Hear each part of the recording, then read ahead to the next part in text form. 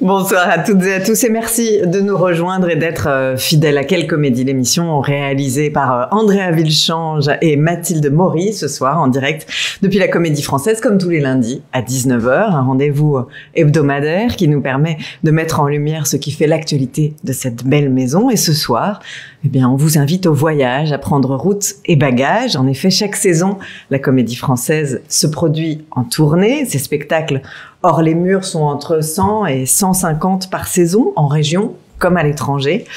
Évidemment, les 2 saisons qui viennent de s'écouler ont privé la troupe de la plupart de ces représentations hors les murs. Alors, c'est évidemment avec impatience que la troupe retrouve le chemin des tournées pour parler de cette tradition qui remonte aux origines de la maison. J'ai le plaisir d'être entourée, vous le voyez, par 3 femmes. Bonsoir Claude Mathieu. Bonsoir. Vous êtes doyenne de la troupe depuis 2017, 474e sociétaire. Exactement. Maïka Louakairim, bonsoir. Bonsoir. Vous aviez été membre de l'Académie de la Comédie Française, saison 2017-2018, et quand ça s'est terminé, vous êtes partie directement en tournée. Donc on va y revenir. Et Maëlle Poésie, bonsoir. Bonsoir. Vous êtes metteur en scène, auteure, comédienne, et puis depuis septembre 2021, la directrice du Centre National Dramatique de Dijon. Tout à fait. Et toutes les 3, vous avez en ce moment en partage un texte, un spectacle coup de poing, haletant, bouleversant, 7 minutes de Stefano Massini, auteur italien, contemporain. C'est donc de ce spectacle que nous allons évidemment parler, mais peut-être qu'on va commencer le voyage, je vous propose, avec cette idée même des tournées. Sur le site de la Comédie Française, quand j'ai voulu trouver tournées, j'ai fini par trouver les tournées à l'onglet « Transmettre ». Et je me dis que c'est peut-être pas complètement un hasard que ce soit rangé dans l'onglet « Transmettre ». Je vous le dis, à vous qui nous regardez, parce que c'est pas forcément très intuitif, mais finalement, j'ai trouvé que ça faisait sens. C'est une mission de tourner, de faire sortir le français de sa place Colette, du théâtre du Vieux Colombier et du studio théâtre. Qu'est-ce qui voudrait peut-être commencer? Oui, c'est Claude. vrai que transmettre, c'est drôle, j'avais jamais pensé, j'ai jamais vu que c'était dans transmettre, tourner. Je trouve que c'est assez juste parce qu'on va à la découverte de nouveaux publics. C'est pas, on voit bien la différence. C'est pas les mêmes, c'est pas tout à fait la même chose, et en même temps, suivant les villes, c'est différent aussi. Donc, on est mis dans l'instant d'une rencontre d'un nouveau public. Ce qui est dans ces tournées, ce qui est assez beau, c'est aussi notre disponibilité. On est parti de Paris, on est parti de la troupe, et puis comme on est une troupe, on a on se côtoie pas mal, on joue beaucoup, on répète. Et là, on se retrouve assez libre, et c'est une façon de se rencontrer différemment. Et alors là, c'est assez particulier en plus parce qu'il y a des jeunes actrices qui ne font pas toujours partie de la maison. Et alors, je peux vous avouer que c'est quand même un délice de se retrouver avec plein de jeunes femmes au petit déjeuner. Parce que mais oui, ça fait partie des tournées. J'adore. Enfin, c'est la première fois que ça m'arrive. Et elles racontent, elles se racontent, elles échangent, etc. Moi qui suis la doyenne, et c'est pas ma génération, du coup ça me fait, j'ai pas de fille, et donc ça me fait entrer directement avec toute une génération, et je peux vous dire que c'est un vrai grand plaisir. C'est ce qui m'a le plus frappé là dans cette tournée-ci. C'est pour ça que j'en parle. Cette tournée, elle a commencé dans votre théâtre. Oui, Donc, oui. Pour replacer quand même, pour ceux qui nous regardent, ce texte, 7 minutes, il a été créé au théâtre du Vieux Colombier. Vous étiez au théâtre du Vieux Colombier, vous étiez déjà là. Vous étiez là aussi.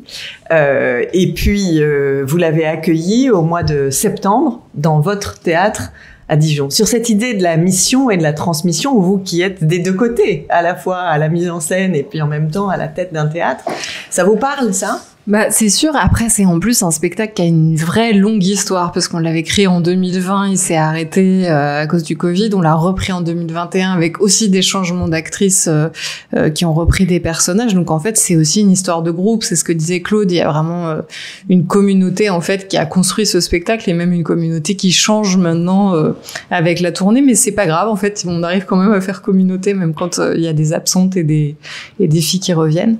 Mais oui, pour la transmission. Moi, ce que je trouve très beau, c'est que c'était un spectacle qui avait beaucoup touché le public la saison passée quand on l'avait joué et que on avait toutes, je crois, très envie aussi qu'ils puissent rencontrer d'autres gens en province. Et en plus, c'est quand même une histoire sur le devenir d'une usine, sur la question de comment vont survivre ces ouvrières. Et je pense que c'est aussi très important d'aller le jouer dans des villes où, en fait, en ce moment même, cette question-là se pose par rapport à des fermetures d'usines en ce moment, quoi. Et recevoir la troupe de la Comédie Française dans son théâtre, qu'est-ce que ça représente ? Bah, c'est une joie. Alors, je sais pas, parce que moi, c'est pas la troupe de la Comédie Française. Pour moi, c'est elle, c'est vraiment la symbolique de ce spectacle. Mais après, ce qui est très beau, c'est qu'il y a cette attente, en tout cas, du public, qui a pas forcément eu l'occasion de venir à Paris, voir la troupe. Et c'est vrai que quand on dit, bah voilà, ça va être un spectacle avec les actrices, parce que nous, c'est un spectacle que avec des actrices. Mais les actrices de la troupe, il y a une vraie joie à venir les voir sur le plateau, quoi. Donc, on sent beaucoup d'attente, en tout cas, de la part du public. Ça, c'est assez joyeux. On parle beaucoup de ces actrices et qu'elles sont nombreuses, elles sont même uniques. Il n'y a pas d'hommes dans ce spectacle. Peut-être, Maïka, je profite, vous n'avez pas encore parlé, que vous nous racontiez l'objet de cette pièce très rapidement, même si c'est Maëlle qui a mis en scène. Mais je vous propose à vous, qui la connaissez bien depuis la création, de nous dire de quoi ça retourne. Vous êtes combien sur le plateau ? Nous sommes 11 femmes, 11 ouvrières, élues du comité d'usine. Ça, c'est très important. Donc, c'est des femmes quand même qui ont eu le courage, je crois, de s'engager. Pas forcément simple pour elles. Et qui vont débattre d'une nouvelle proposition faite par le patronat. Et qui ne vont pas forcément, évidemment, être d'accord. Et ça fait ressortir vraiment cette idée à la fois de solidarité et en même temps de menace de non-cohésion, de séparation. C'est pour ça que je disais qu'il y avait quelque chose d'haletant, parce qu'il y a une forme de suspense. Alors, sur les textes qui tournent, peut-être, Claude Mathieu, vous pouvez nous éclairer comment est-ce qu'ils sont choisis ? J'imagine que le dispositif scénique est pris en compte, c'est-à-dire qu'il y a sans doute des formes dont le dispositif est trop lourd pour être transporté ailleurs, mais les textes mêmes aussi, quand Maëlle dit c'est un texte qu'on avait envie de faire tourner, comment on les choisit, ces textes ? Parmi tous ceux qui sont, je veux dire, choisir faire tourner un spectacle. Choisir le spectacle. Oui, le choisir. Oui, exactement. J'imagine qu'il y a à la fois le dispositif scénique, mais pas que. Il y a aussi ce que ça raconte. Il y a plusieurs paramètres. Il y a le succès de ce spectacle et la nécessité de le proposer à toute la France. Il y a la disponibilité des acteurs et des actrices. Il y a la possibilité du décor qui puisse s'adapter aux différents endroits. Et après, c'est pas nous qui choisissons, c'est l'administrateur qui lui, qui a l'idée de l'ensemble de sa programmation et de ce qu'il veut envoyer à l'extérieur et par rapport à la programmation dans la maison, parce que ce sont des spectacles qu'on a montés l'année précédente souvent, et il faut avoir la possibilité de prendre certaines actrices pour qu'elles puissent partir, parce que c'est des tournées sur 2-3 mois en général, même si c'est pas tous les jours, mais voilà, ça nous retire notamment de l'alternance. Et ça, c'est assez compliqué à mon avis. Ça vous retire de l'alternance, vous diriez que c'était une vie bien différente quand vous étiez en tournée. Et ça fait partie de la grande différence. C'est-à-dire que tout d'un coup, vous êtes quand même plus libre. Ou pas tellement? C'est disponible, moi, je dirais. C'est une disponibilité parce qu'ici, on a toujours quelque chose à faire. Et Et humainement, on se voit en travaillant, on peut se voir le soir après les représentations. Tandis que là, on débarque à Dijon, par exemple, et moi, je connaissais pas la ville. Et automatiquement, il y a des ponts qui se font entre nous, de dire, tiens, moi, j'ai envie d'aller voir ça. Oh, il y a ça à voir, etc. Donc, il y a toute une vie qui se... Et puis, on a les disponibilités, parce qu'on n'a plus les problèmes de chez soi, c'est vrai, on est tout d'un coup dans une bulle et disponible à l'autre, beaucoup plus qu'ici, ou différemment en tout cas. Et ça, c'est très, très agréable pour nous toutes. Je disais que quand vous étiez sortie de l'académie, vous avez enchaîné directement sur la tournée des Fourberies de Scapin. Donc, vous connaissez bien aussi ce système de tournée. Vous vous reconnaissez dans ce que raconte Claude ? Pas vraiment, parce que moi je suis extérieure à la Comédie Française, j'ai pas du tout le même rythme qu'elle, j'ai pas du tout les mêmes attentes, les mêmes enjeux, on n'a pas les mêmes vies. Je crois que je me sens pas plus disponible en tournée que pas en tournée. Et votre statut est intéressant parce que je crois que si vous étiez dans la maison, ici, vous jouiez à la salle Richelieu, il faudrait que vous soyez auxiliaire, artiste auxiliaire pour pouvoir jouer sur le plateau de Richelieu. Et je crois qu'on peut jouer à la production, si je puis dire, parce que ce spectacle était au Vieux Colombier et parce qu'il est en tournée. Vous avez un statut spécial. Ici, souvent, on parle quand même des statuts entre les pensionnaires, les sociétaires, les artistes auxiliaires. Vous avez une place bien spéciale. Je suis d'accord, et je ne sais pas la définir. C'est vrai, c'est vrai parce que nous, on n'est pas artiste auxiliaire. Je crois que notre statut aujourd'hui, c'est artiste extérieur. Ça te parle ? Je sais pas. C'est le Vioco, donc... Je crois que c'est ça. Et oui, j'ai été académicienne et j'ai continué artiste extérieur.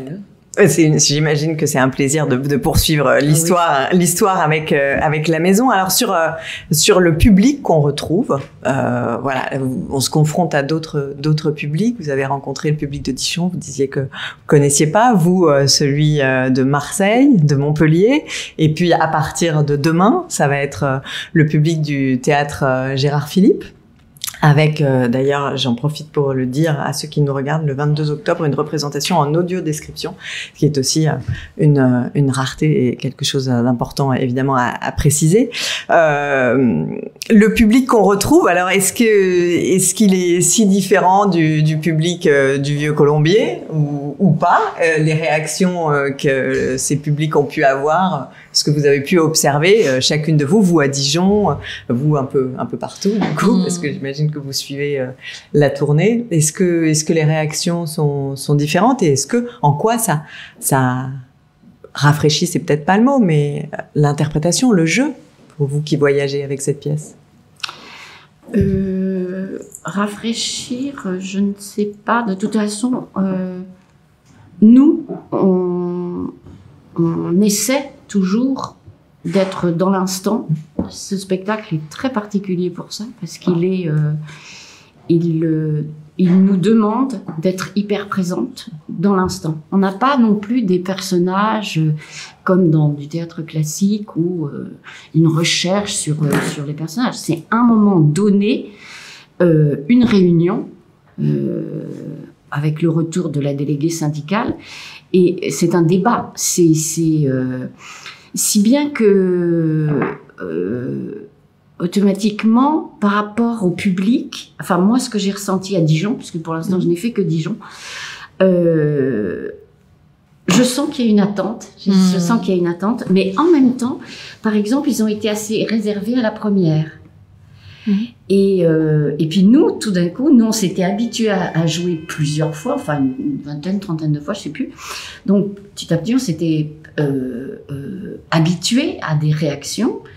Et là, on a l'impression qu'il faut à nouveau regagner un public différemment, de voir où on va le prendre. Et puis petit à petit, ça se fait. Et ce rapport, de toute façon... bifrontal, Là, on l'a senti aussi au bout d'un moment, ils étaient avec nous. Et alors, il y a le bouche à oreille, certainement, j'imagine, qui fait que bien petit à petit, on a senti qu'on les gagnait. Et que nous, c'est vrai que c'est une certaine liberté. On a une certaine liberté tout en étant dirigé et on sait très bien où on va. Mais c'est développé aussi entre nous.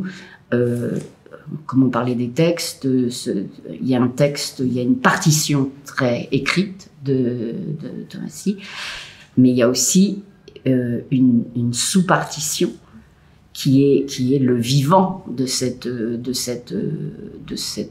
spectacle. Et en même temps, il faut qu'il soit équilibré. Il faut toujours. C'est pour ça, elle vient de temps en temps, donc comme ça, elle pourrait dire.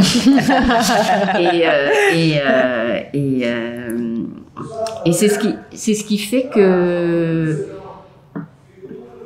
à la fois la découverte du nouveau public, à la fois d'avoir toujours cette vigilance de l'autre, des autres, ça donne quelque chose de très vivant. Et puis, c'est assez beau aussi de se retrouver en sortant après avec les spectateurs qui s'expriment et qui, peut-être même plus qu'à Paris, pour le coup, parce que c'est la visite, on est en visite, voilà. Mais c'est vrai que non, il y a beaucoup de gens du public qui vous attendent aussi à la sortie pour vous parler. Moi, je pense qu'il y a une attente, on le disait tout à l'heure, je pense qu'il y a évidemment une attente de voir, de rencontrer la troupe de la Comédie Française qui vient, mais ils sont aussi surpris par la forme, je pense. Enfin, ils viennent voir un spectacle a priori, je pense, de la troupe de la Comédie Française, mais tout d'un coup, ils se retrouvent dans un bifrontal très contemporain.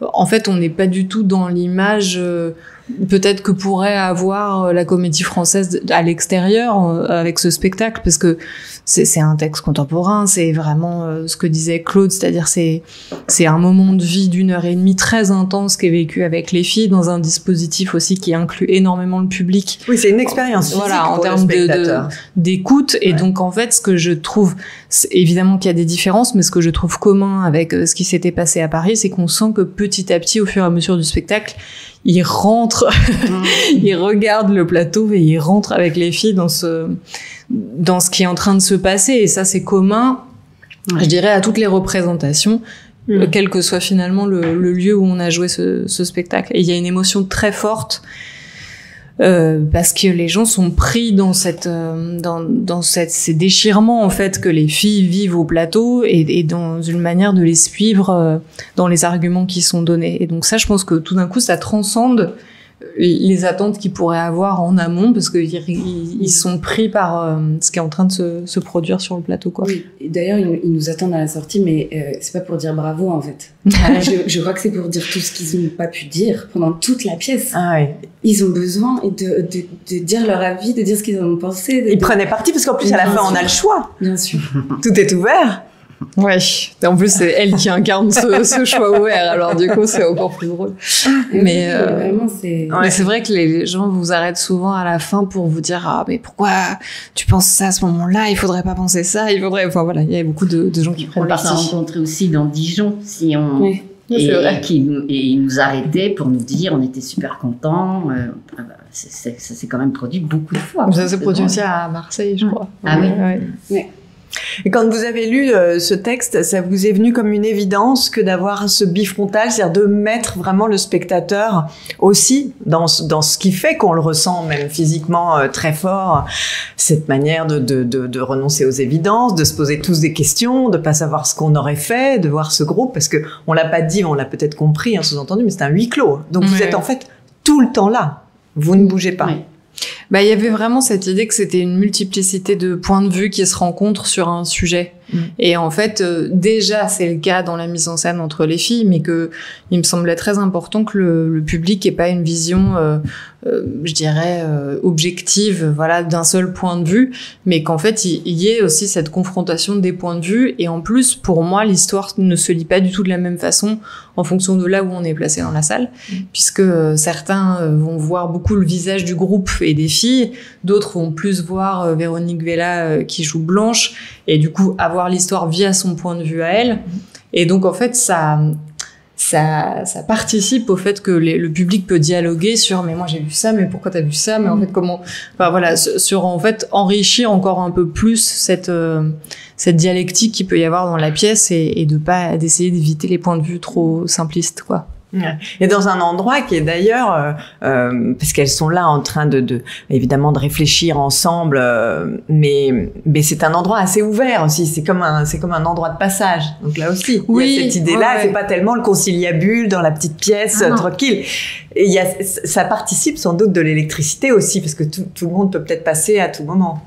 Oui, il y avait vraiment l'idée, quand on a travaillé avec la scénographe Hélène Jourdan, à partir d'une usine qu'on avait visitée dans le nord de la France, que ce soit le lieu de stockage dans lequel elles se retrouvent pour se parler, et c'est un lieu de passage. Et donc elles ont aucune ni intimité ni confort pour s'installer dans la parole, quoi. Et même ce que disent beaucoup les actrices, mais ça, c'est pas vous de le dire, mais c'est même pas très confortable parce que le bifrontal fait qu'on peut jamais se planquer, quoi. En fait, ça veut dire que le public vous voit tout le temps dans tout et qu'en fait, on peut pas sortir. On est vraiment, elles sont elles-mêmes.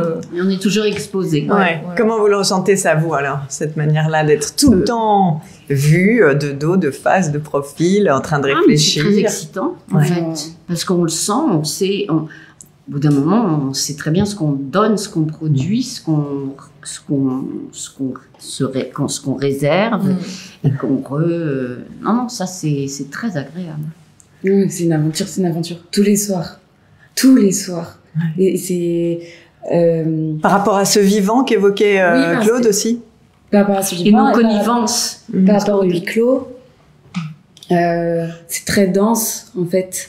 C'est pas comme les autres spectacles, on peut sortir en coulisses. En fait, quand on sort en coulisses, on sort un peu du spectacle, hein, quand même. Là, c'est 1h30, on plonge pendant 1h30, et c'est dingue. C'est dingue, physiquement. C'est surtout physiquement.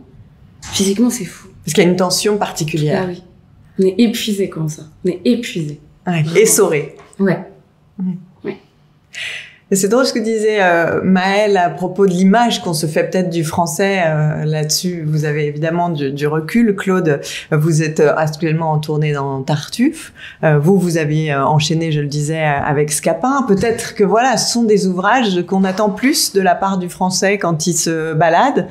Et peut-être. Ce qu'il y a, c'est que là, la mise en scène, elle n'est pas du tout conventionnelle non plus. Non. Donc, ils sont très étonnés. En plus, la version choisie est une version qui n'a jamais été montée puisqu'elle n'existe plus vraiment. Ça a été une recomposition faite par Georges Forestier et qui était la première version qui ne s'est jouée qu'une fois. Donc tout ça est quand même très nouveau pour le coup. Les gens sont surpris du texte, des souvenirs qu'ils peuvent avoir de Tartuffe, et puis la mise en scène aussi n'est pas traditionnelle. Mais il est vrai qu'il y a des attentes sûrement du français d'un point de vue classique, mais comme ici, parfois, des gens viennent voir des spectacles et ils se disent « ça, c'est pas la comédie française ». Mais ça, c'est des restes c'est des restes parce que je trouve que ça avait quand même... Bah oui, ça a beaucoup changé. Mais ce que je disais, c'est qu'on s'en rend très bien compte quand on a la chance de venir régulièrement dans les 3 théâtres à Paris, mais que peut-être qu'en région, on a moins la possibilité. Voilà, c'est une manière aussi de se rendre compte de tout ça. Sur vos souvenirs de tournée, qu'est-ce qu'il y aurait de saillant? Vous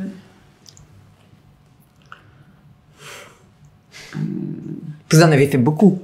Oui, j'ai fait pas mal de tournées. Je ne saurais pas trop vous dire. Je me souviens d'une tournée à Marseille avec Les Précieuses Ridicules et L'Impromptu de Versailles. Je me souviens d'un moment très particulier parce que d'abord on avait 2 spectacles et c'était quand même il y a un certain temps, et là c'était quand même beaucoup plus classique et Marseille avait un accueil particulier et on avait fait très peu de tournées. On avait fait, c'était une époque où on restait plus longtemps. C'était 2 semaines, 3 semaines. Puis après, on avait fait Lyon, je crois, 2 semaines, 3 semaines. Et c'est pas tout à fait pareil. Là, par exemple, les tournées se raccourcissent énormément. Et on n'est plus itinérant, c'est-à-dire que on rentre tout le temps à Paris. Les tournées changent pour ça, et c'est un petit peu dommage, parce que moi, j'aime bien les tournées longues et itinérantes. Enfin, j'ai perdu un petit peu le fil de ce que vous m'avez demandé. Sur des souvenirs, et vous parliez de ce moment qui était assez particulier à Marseille. Oui, parce que c'était à la fois le fait d'être au bord de la mer. On se disait toujours, ce serait bien que la Comédie Française soit au bord de la mer. Et voilà, enfin, c'est des souvenirs de fête, en fait, parce que quand on reste longtemps, c'est ce qu'il y a eu à Dijon. Il y a une vie quand même qui se crée. Et puis la représentation et le clou de la journée après avoir vécu énormément de choses. Et puis il y a les tournées à l'étranger aussi. Là aussi, alors, il y a aussi se confronter à d'autres cultures. Quand on arrive avec Molière, j'imagine que c'est... oui, c'est vrai que les tournées à l'étranger, je me souviens quand on est allé jouer la Double Inconstance, je crois, à la Mama de New York, c'est des lieux mythiques, donc il est certain que c'est à chaque fois des événements, en fait. Et puis après, petit à petit, on oublie aussi. Mais ce sont des moments où on est vraiment transporté ailleurs et on vit autre chose. Moi, j'ai fait une tournée, mais c'était pas le français, mais de 2 mois aux États-Unis, on s'est baladé partout. C'était à chaque fois, c'était des rencontres. En fait, c'est les rencontres qui sont belles. C'est pour ça que quand on reste un peu plus longtemps, c'est mieux. Parce que là, on rencontre des gens par hasard, où on va on prend un verre, etc. Il y a quelque chose du vivant, de la vie, qui peut se faire. Si on fait trop de petits sauts de puce, on a moins l'occasion de rencontrer les gens. C'est un moyen de rencontrer, même en dehors du public, de rencontrer une ville. Moi, Dijon, je connaissais pas, et j'ai trouvé que c'est une ville magnifique. Et puis, au bout d'un moment, j'avais l'impression que il y avait d'autres choses je sentais d'autres choses. Et ma capacité à vivre dans cette ville. Enfin bon, il se passe tellement de choses, c'est magnifique. Oui, et puis aussi quand on est un peu longtemps, enfin comme là, quand la troupe était à Dijon, c'est vrai qu'il y a aussi les attentes, il y a l'attente du public, mais au bout d'un moment, il y a les attentes des gens qui ont entendu parler du spectacle et du coup qui viennent voir et qui viennent en s'interrogeant en disant alors il paraît que et ça commence par, etc. Donc il y a aussi ce bouche à oreille là qui est chouette, quoi, c'est de les voir arriver avec des attentes de ce qu'ils ont déjà entendu, comme si ça bruissait un peu dans la ville au bout d'un moment, quoi. Alors vous, depuis 1 an, vous avez une vie assez différente en étant à la tête de ce théâtre de Dijon, avec des métiers différents. Ce sont différents métiers. Diriger un théâtre, mettre en scène, écrire, et là poursuivre une tournée. C'est comme une espèce de petite bulle là, de voyager avec ce 7 minutes. Ah oui, moi j'adore, mais parce que moi j'aime beaucoup les tournées, donc du coup ça me fait très très plaisir. Puis faut dire aussi qu'on en a été très privés. Enfin voilà, moi la dernière tournée que j'ai faite, c'était la dernière création que j'avais faite au Festival d'Avignon, qui s'est arrêtée en cours de route de façon très brutale avec le Covid. Donc je pense qu'il y a aussi une joie là de retrouver une part de notre métier qui est quand même essentielle, c'est-à-dire alors, quand on ne fait pas partie de la troupe de la Comédie Française, on crée un spectacle et après on part en tournée. Donc c'est vraiment le cœur de notre métier. Et c'est vrai que de retrouver juste un tout petit peu ce goût-là, ça fait très plaisir parce qu'on l'a pas eu, enfin, ou alors de manière très compliquée quand même pendant quasiment 2 ans, quoi. Ça, c'est quelque chose, Maïka, à laquelle évidemment vous êtes très sensible, qui êtes... Oui, je trouve que c'est pas pareil de découvrir une ville en y travaillant, en fait. Il y a un échange, je crois qu'on s'apporte tous des choses et ils nous apportent des choses et on leur apporte quelque chose et on n'est pas en vacances. Et c'est hyper intéressant. J'adore ça. C'est les voyages que je préfère, en travaillant. Sinon, je m'ennuie un peu. Mais aller travailler dans une ville, découvrir une ville, un pays, c'est formidable parce que automatiquement, on rencontre des gens. On n'est pas des touristes. Et ça, c'est très, très agréable.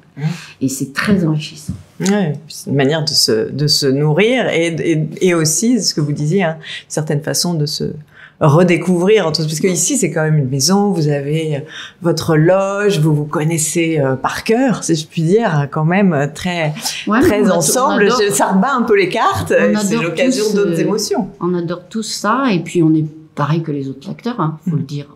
Bien sûr, il y a la troupe, mais voilà, quand on se retrouve avec vous, on est pareil. Hein. Est-ce que la doyenne a un rôle particulier dans ces tournées ?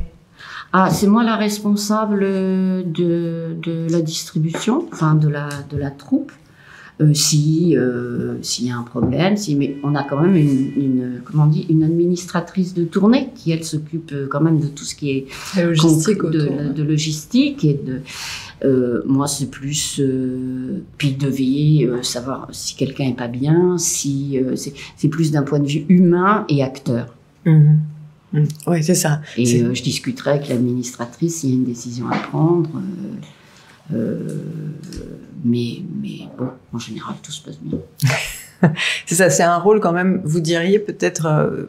c'est la suite de ce que je fais ici, en fait. En fait, la doyenne, c'est la responsable c'est doyenne de la troupe de la Comédie Française et c'est lié aussi à la Société des comédiens français. Mais voilà, c'est comme une grande sœur et qui accompagne et il faut bien un responsable. Quand c'est pas la doyenne qui est là, c'est la sociétaire la plus ancienne qui prend ce rôle-là, hein, de toute façon. Alors à partir de demain, au théâtre Gérard Philipe, vous préparez ça et vous y êtes donc à partir de demain et sur toute la fin de la tournée. L'occasion de voyager encore ailleurs. Nice, vous irez près de la mer. C'est pour ça que vous avez choisi Nice. Exactement. Claude a décidé de faire toutes les dates qui étaient près de la mer. Sinon, elle vient pas. Et puis on retrouve aussi parfois, enfin comme moi, à Montpellier, j'ai retrouvé des acteurs de ma troupe lorsque j'avais 19 ans. Bon, ben voilà, c'est des ponts comme ça. J'étais pas retournée, je les avais pas vus depuis 35 ans. Alors tout à coup, il y a des téléphones qui fonctionnent. C'est très drôle.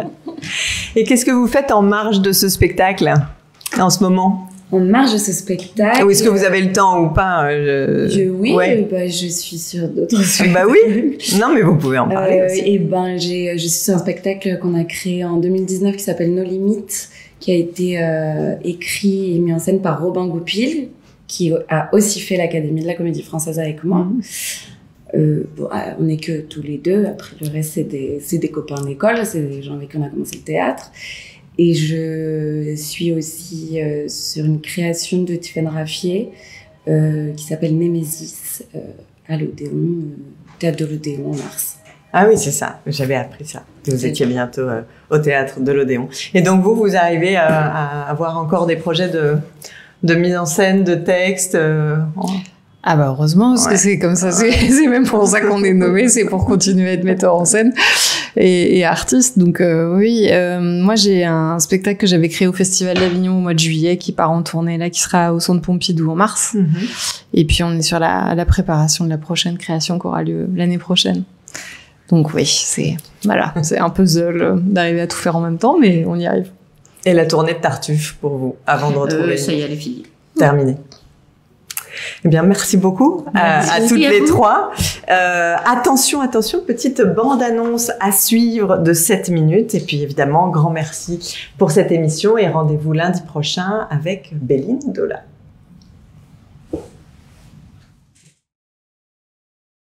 Bon, si tout ce que vous voulez savoir, c'est si on nous licencie, si la question, la seule, c'est de savoir si l'usine ferme, la réponse est non.